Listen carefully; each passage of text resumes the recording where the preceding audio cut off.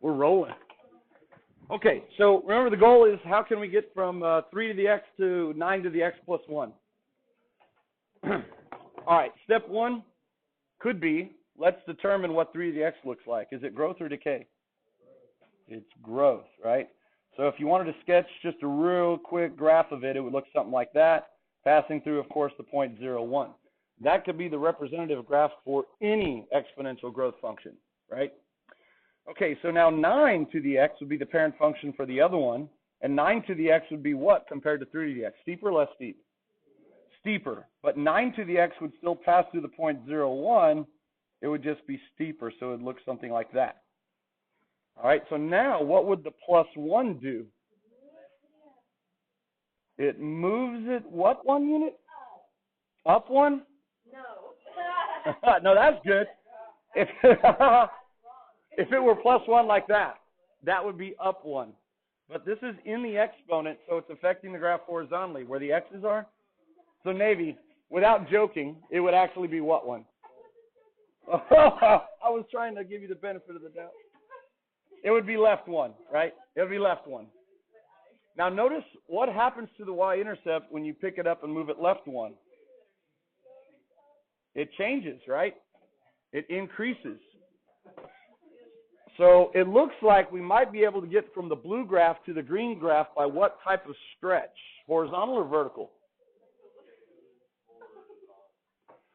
Maybe a horizontal with something else combined, but remember, if you horizontally stretch or compress something, does the y-intercept change? No. Now, if I stretched it or compressed it horizontally, it would make it steeper. Maybe then I can move it over like I did that one, but a horizontal stretch alone is not going to work. Oops. But maybe a vertical stretch might work. That would at least get from this value to that value, right? Okay, so here's how we actually determine what it is. We don't guess. We do the manipulation of the equation. So your first step should be to see if you can write 9 as a power of 3. It's important, remember, just to kind of emphasize this, when you have plus 1 in the exponent, to make sure you're writing it still a little bit smaller, for sure elevated, and keep it elevated. Because if you start like sagging plus 1, right, it falls down. It could easily be a vertical shift instead of a horizontal. So be diligent when you write things. If you want to be sure, you can put it in parentheses. Okay, so cool. 9 is the same as what in terms of 3? 3 squared. Yeah, good. So that could be a first step. And now we can use our rules of exponents that say when you raise a power to a power, you what multiply? Multiply. Good, good. So that's 2 times the quantity, x plus 1. Now, if you do not distribute the 2, this is written in standard transformation form. It would take the graph of 3 to the x, and the 2 would do what? Horizontally compress, good, by a factor of 2, and then left 1. So let's go ahead and just write that out. This would be maybe the first method. Number 1, we could horizontally compress by a factor of 2, followed by, in that order, left 1. And that's one way you can get from the blue graph to the green graph. But there's another way, okay? There's another way. If you take the f of x that we have up there equaling 3 times 2 to the x plus 1, there's another way we can write that. If you simply took the 2 and actually distributed it in the exponent, you would get 2x plus 2. Now, it's no longer in standard transformation form, but there's another thing that we could do with that. Another property of exponents for multiplying says if you're multiplying and the bases are the same, you add the exponents. But it also works in reverse. If you're adding or subtracting exponents, you could split it up, multiply them, and give them each their own base. So 3 to the quantity, 2x plus 2, is the same as 3 to the 2x times 3 to the 2th. And you could verify by going from bottom to top. Now that's important because what is 3 to the 2th power? That's 9. So we get 9 times 3 to the 2x, and that gives us another possible way to get there. Because now the 9 would be a what? Vertical or horizontal? Vertical, right, because it's not in the exponent, so it's a vertical stretch or compression? Stretch. Yeah, good. I picked that up. That was quite Coronado. Stretch. BFO what? 9. Yeah, BFO 9. And then, of course, the 2 in the exponent is the same as it was before. It's a horizontal compression, BFO2. Yeah. What's interesting is to note that they both, in both versions, have a horizontal compression by a factor of 2. So for this particular function, it is true that a shift left 1 is equivalent to a stretch by a factor of 9. That's just kind of interesting to note. All right, so these are good problems because they do require you to understand how transformations work, but they also require you to manipulate expressions using the rule of exponents. Okay. Any comments or questions on those types? Anything from example 8? Okay, example 9. Shifting gears here a little bit. We're now going to be writing equations given information instead of given the graph or given the equation sketching the graph. So each of these two, a and b, are exponential functions of the form f of x equals b to the x. Now that's a very scaled down version of transformation, or there is no transformation actually. What would be the y-intercept? 1, right? Because I can write that as 1 times b to the x. Or you could verify, how do we find y-intercepts in general? Plug in a who for what? 0 for x. So if you plug that in, you get b to the 0th power, which is 1. So in this model, the y-intercept is at the point 0, 1. Okay, and you can kind of see down here on this graph, you could assume that this is the point 0, 1. But it also passes through the point 2, 25. So what we want to do for this problem is start with our form, y equals b to the x, and I need to figure out what the base is. Is this going to be growth or decay? Growth. So I know the base is going to be bigger than 1. Now you could do this real easily by intuition. What number, when you square it, raise it to the 2th power, gives you 25? 5. Yeah. So this is the graph of 5 to the x. And you can verify that. 5 to the 0 is 1. 5 to the 1st is 5. So that looks like that must be the point 1, 5. And of course, 5 squared is 25. But do you think intuition is always going to work? No. Okay. So let's see if we can get the same answer by using some algorithm, some prescribed method. And the answer is yes. If you have an ordered pair, you have basically an x and a y that satisfy the ultimate equation. So here's what you could do. You could take your y equals b to the x, and let's plug in the y-intercept. We could say at the point 0, 1. And this is how you show it. It's kind of like when you drive, you use your blinker to signal your intention. Same thing here. You write that to signal your intention. You tell me what you're doing. I'm going to plug in the point 0, 1 into y equals b to the x. Doing that, I get 1 equals b to the 0th power. And underneath there, I get b to the 0 is 1. So I end up with 1 equals 1. And underneath there, I'm going to write so true! Exclamation point. My b went away, and I ended up with a true statement. So I didn't do anything wrong, but does it help me find what b is? No. So I need a different point other than the y-intercept. Do I have another point on the graph? Hey, there's one right there. So let's go ahead and do the same thing. Starting with your model, y equals b to the x, you'll say at the point 2, 25, colon. So now you plug it in, you get 25 equals b to the 2th power. And you're like, oh yeah, I can solve that quadratic. How do we solve quadratics? What do we do to solve for b? Square root it. So when I do that, I get b equals, remember, we have to consider at least both the plus and the minus. You have to at least consider the plus or the minus when you take an even root. So that's going to be either b equals 5 or b equals -5. Now, if this were a test question and it was a multiple choice question, I would likely have an answer that has both of them. Do both of them actually work? No. Which one does not work? Good. The -5 does not work. Why? Because it's what? Well, the graph is growth. You can actually have a base that's negative and still get positive values out, right? Like positive -5 squared, -5 to the 4th.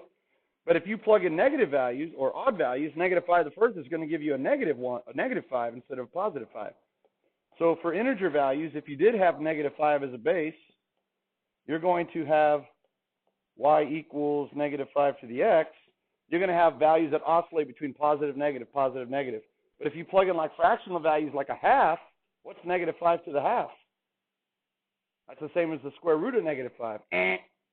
Imaginary. So, just to remind you, can we have negative bases? No, not for exponential. No negative bases. And so, sorry, negative 5, you wanted to join the club, but you're not in our club. You got to start your own club. 5 is the only one that works. So once you find b equals 5, then you write the summative statement. So, and all you do is you plug it back into this template up here. Y equals 5 to the x power. Ta-done. So that's how you do it. All right? Think you can handle that? Of course you can. All right, go ahead and do this one over here. This one looks like it's going to be decay, so the base should be between 0 and 1. If you know what the answer is intuitively, that's great. See if you can go through the algorithm like we just did and find it systematically.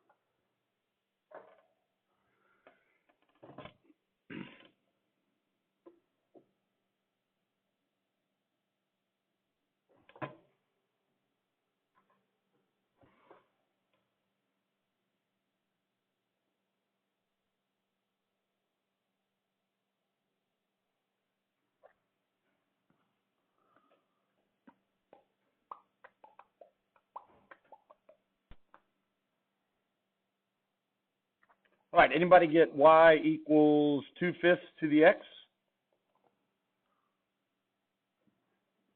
Good, because that's not right. I would wonder how you got that. So here's what we'll do. Remember, the y-intercept is not going to be helpful here. So I use that other point. So we'll say at 3, 1/8. So get in the habit of using the correct notation always. Now we're going to plug in a 1/8 for y and a 3 for x. And now we take the cube root of both sides. So we get b equals the cube root of an 1/8. Do we need to consider plus or minus when we take the cube root? No. Okay, not for odd roots. For even roots, 2, 4, 6, whatever, yes, but for odd roots, no. Now, if you don't know what the cube root of an 1/8 is, you remember you could do this. You could take the cube root of the top and the cube root of the bottom. That works. And in the top, the cube root of 1 is 1. The cube root of 8 is 2. So you end up with the base equaling 1/2. Are you done at this point?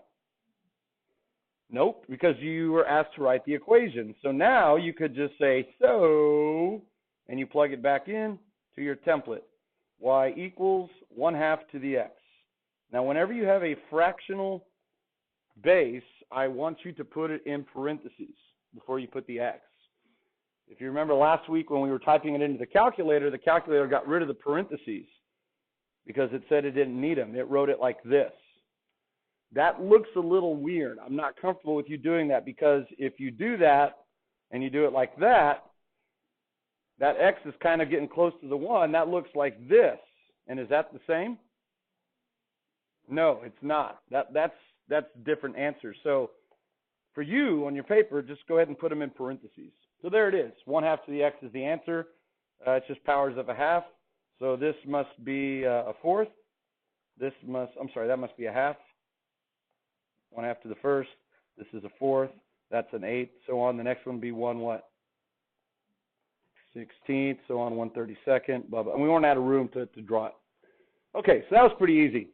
In fact, it was so easy with the y-intercept of 1, it was actually what? Starts with B. It's what it's called when you drill into something. It's called doing what? Boring, right? It's very boring, actually. When it's too easy, it's boring, right? So how can we make it more exciting? I know you want to make it more exciting. Let's make the y-intercept maybe something other than boring old 1. Let's call it like A, okay? So now we have we're building it up a little bit. A times b to the x, where a isn't necessarily 1.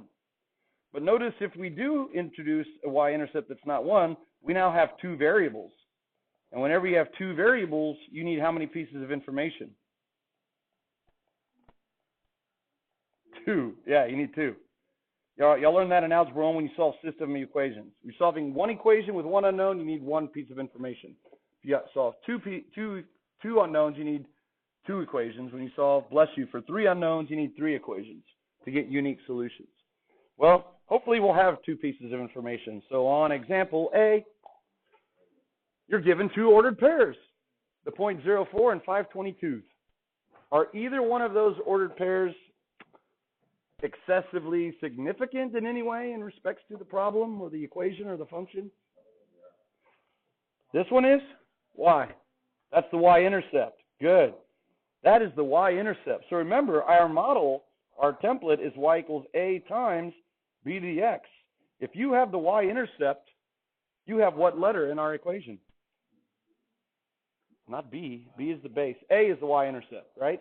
So if you notice that, if you perceive that right away, you can go, ooh, a must be 4. So I really have y equals 4 times b to the x. And now you're down to just one unknown. Well, now you need the other point, okay? So it saves a little bit of work. So now let's use the other point. We'll start with our template of 4 times b to the x. And now we'll say at the point 5/22, you get 22 equals 4 times b to the 5th. So we're going to go ahead and plug the 4 in for a. So now there's one equation with one unknown. We need to solve for b. Should we take the 5th root of both sides now? No. You should isolate the factor b to the 5th. So let's divide by 4. We get b to the 5th equals 22/4. Well, hey, that simplifies down to 11/2. Nice. Now, how do we undo raising something to the 5th power? 5th root it. But is 11/2 a perfect 5th root? Is 11 a perfect 5th root? No. Is 2? No. The perfect 5th roots are 0, 1, 32 is the next. That jumped way up there. So, no. So here's what we're going to do. Instead of taking the 5th root of both sides, we're going to raise both sides to the reciprocal power, which in this case will be the 1/5. That's the same as taking the 5th root, correct? Yeah. Okay. So I get b equals 11/2 to the 1/5. If 11 or 2 or both were perfect 5th powers, I would go ahead and take the 5th root of it. But I don't want you to have an ugly base. In other words, I could write the base as the 5th root of 11/2. That is an acceptable base, but it's yucky, gross. Okay? Yucky, gross. It's very seldom that I call numbers ugly or yucky, gross, but that's one of them. Okay? So I'm going to have you write it as 11/2 to the 1/5 power. And now all we got to do is plug that back into our most recent template up there with the 4 in it. And we can say, so y equals 4 times, and notice it's b to the x. So I put parentheses and I'm plugging in for b, 11/2 to the 1/5 power. And we're not quite done.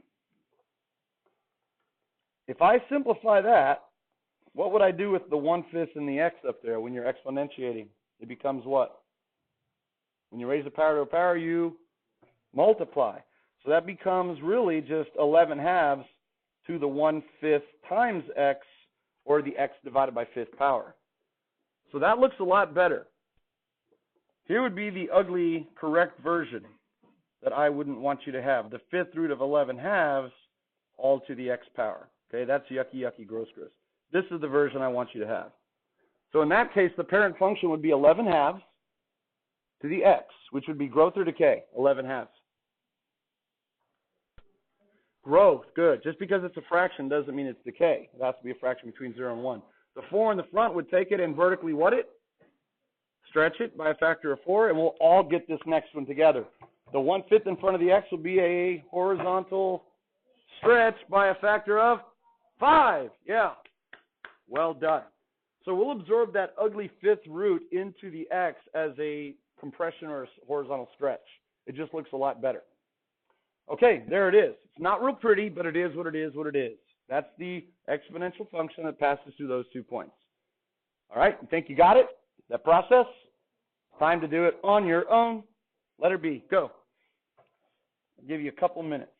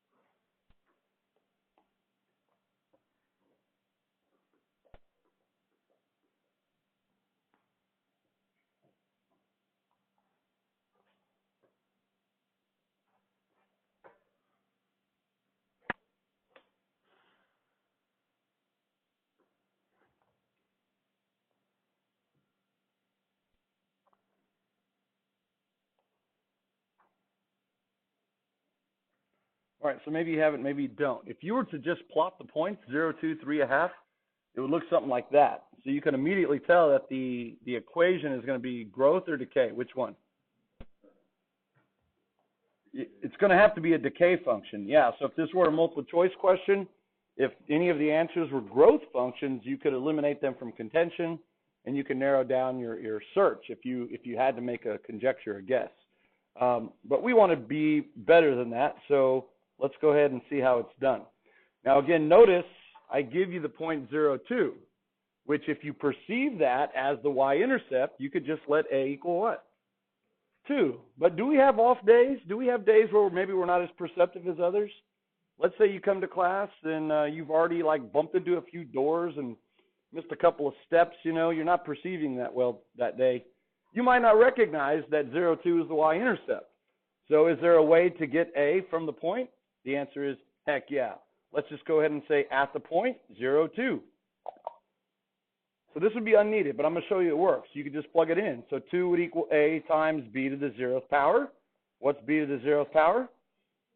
1. So you get A equals 2, and you're like, oh, A equals 2. So if you plug that in up here, you get Y equals 2 times B to the X. And you're already now where somebody who perceived it was maybe, 20 seconds prior. It didn't take long. So you could still do it that way if you like. So now we're working on this. We found our A value. We need to find our B value. So we need the other ordered pair. So now we're starting with the template of Y equals 2 times B to the X. And we'll say at the point, 3, 1/2. I plug it in. 1/2 equals 2 times B cubed. Make sure you're plugging in the right variable into the right one. Don't call that 3 equals 2B to the 1/2. X is first, but in the equation, Y is listed first, right? So y'all know that. Okay, so what should be our first thing? Isolate the B cubed, right? So divide through by 2, what's 1/2 of a 1/2? A 4th, right? Is 1/4 a perfect cube? No, it's not. So instead of taking the cube root of both sides, I'm going to raise both sides to the 1/3 power. So we get 1/4 to the 1/3 power. Okay, you don't have to show taking the cube root or raising both sides to the 1/3, but that's what it would look like. And so there's our b value, so all we got to do is plug it in right there for b. Now, if you remember over here, we did it in 2 steps. We plugged in for b, but the next step was to raise a power to a power by multiplying. You could skip that step and go straight to this and just multiply them together if you'd like. That'd be perfectly fine. And so we get our final answer. So y must equal 2 times the base 1/4, and it's 1/3 to the x power means it's 1/3 times x. So write the x off to the side as the coefficient. If you write that x too low, I might think that it's in the denominator with the x. But if you write it on the same level as the division bar, that's clearly then off to the side. Or you could just say it's x divided by 3. If you want to put it in the numerator, multiply it by 1, that's fine. Okay, so x thirds would work as well. So this takes your parent function 1/4 to the x. And real quickly, again, the 2 out front would be a vertical, what? Stretch by a factor of 2. And we'll get it all right again. The 1/3 would be a horizontal stretch by a factor of 3. Very good, very good, very good. Excellent. Okay, so those were a little bit more exciting than the ones on example 9, but they were still relatively boring, you would admit, right? Relatively boring because I gave you the y-intercept. Come on, man, give me something to work with. Okay, all right. Let's try letter C. I gave you 2 points. Are either one of those the y-intercept? No. So what do we do? Guess? Yeah, we'll do the same thing that we've been doing, okay? We start with our template, y equals a times b to the x. Does it matter which point to start with? Not really. Let's just do the one on the left. So we'll say at the point, -2, comma 10. Colon. I get 10 equals a times b to the -2th power. Dang it. I have 2 unknowns in that one equation. That's not good. Let's go ahead and do the other one. Using the same template, because we don't have a value of a or b yet, we get at the point 2 comma a third, we get 1/3 equals a times b to the 2th power. So now I have 2 equations with 2 unknowns. I need to solve those by a system of equations. So let's come over here and write them. I'm going to put the variable parts on the left. ab to the -2nd equals 10. And then underneath there, I'm going to put ab to the 2nd equals 1/3. This is a system of equations. Now, back in algebra, you probably didn't solve system of exponential equations. You did polynomial equations, which meant you were maybe doing either elimination or substitution was viable. When you have exponential equations, elimination method is probably the easier one to use, because here are the rules of elimination. You can add, subtract, multiply, or divide any relative multiple of one equation to a relative multiple of another, constant multiple of another. Okay, so what you could do here, you could call the top equation 1 and the bottom equation 2 if you want. You can either do equation 1 divided by equation 2, or you could do equation 2 divided by equation 1. Why would I want to divide these two? What would happen with the a's if I divided them? They would divide out. Yeah, they'd be eliminated. They'd be dividing out. Now, if you did the top divided by the bottom, that's not going to be bad. You're going to have 10 divided by a third. We could do that. If you do the bottom divided by the top, you're going to have a third divided by 10. I'm just going to do the top divided by the bottom, just because that's how I have it written. So I'm going to go ahead and write that. ab to the -2th over ab to the 2th equals 10 divided by 1/3. So all I did is I took the left side, I divided by the left side, equals the right side divided by the right side. Okay, now we can go with our a's, and we use our rules of exponents here. When we're dividing and the bases are the same, what do we do with the exponents? Subtract. So what's -2 minus 2? Well, that's -2 plus 2. -2 minus 2 is -4. And what's 10 divided by a third? Stay, change, flip. That's the same as 10 times 3, which is 30. Yeah. Okay, so now, now I have b to the negative fourth. How do I solve for b? Do I take the negative fourth root of both sides? No, let's just raise both sides to what power? Not the fourth. We've always raised it to the, if it was a squared, we raised it to the 1/2. If it was cubed, we raised it to the 1/3. The reciprocal power. What's the reciprocal of negative 4? Negative 1/4. And you get b equals 30 to the negative 1/4 power. Now raise your hand in here if you like negative exponents. Me neither. No one's hand went up. So, what's another way to write 30 to the negative 1/4? How about 1 over 30 to the positive 1/4? Either one works. Either one works. Okay? But notice, I still haven't found my a value. So how do I find my a value? Plug it in for, plug it back into one of these up there. Which one do you want to use? The top one or the bottom one? Top. Very good. I'd rather work with negative exponents than fractions. So if I had to get rid of that negative exponent to get a fraction, and the other one up there has a negative exponent, that's the version of b I'm going to use. So I will use the top one. So I get a times b to the negative second equals 10. So notice my first step was simply to replace b with a parentheses. And now I plug in my b value, and I'll choose 30 to the negative 1/4 power. And now I simplify. When you raise a power to a power, what do you do with the exponents? Multiply. What's negative 1/4 times negative 2? Positive 1/2. And I'm almost there. All I got to do is divide both sides by 30 to the 1/2. And I get a equals 10 over 30 to the 1/2. Disgusting. That's gross.